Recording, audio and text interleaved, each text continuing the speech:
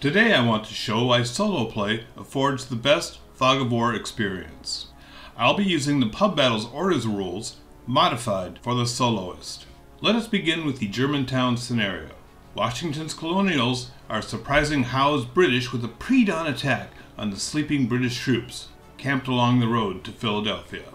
Washington gets a night move and will lose 2 commands in the dark night. Regardless, everybody arrives by turn 1. Typically, without the orders rules, Howe responds like Heinz Guderian on turn 1, dispatching his troops with lightning speed right where they're most needed.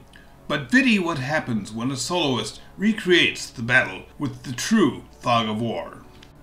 Howe is awakened to hear of colonials in front of Chew House, and even closer down the Germantown road. Next, a Hessian rider appears with news that the rebels are crossing the ridge at the Frankfurt Creek on his right.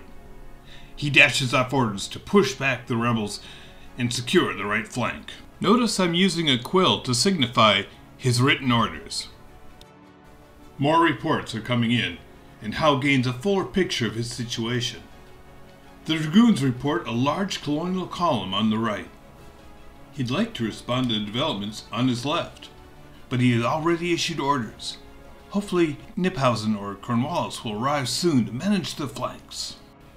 After-action reports show that his swift actions on the right have yielded results, but he has lost Chew House to his front and lost his artillery on the right. By mid-morning, his drive on the right succeeds, while his left barely holds. And then later that morning, he's able to focus on his left. And to this action he receives favorable reports. By early afternoon, he builds momentum and drives in the center as well. Although fighting is heavy, losses are mounting and baggage trains are being unpacked. Around dinner time, Washington begins his cannonade, a double envelopment.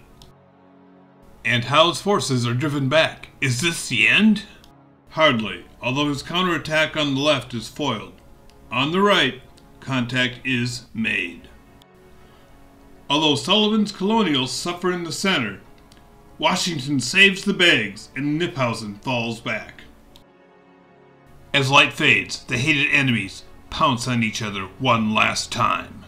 But this last effort was too much, and the losses break the Continental forces arrayed against Howe. It is a British major victory, and the remnants of Washington's army fade into the night.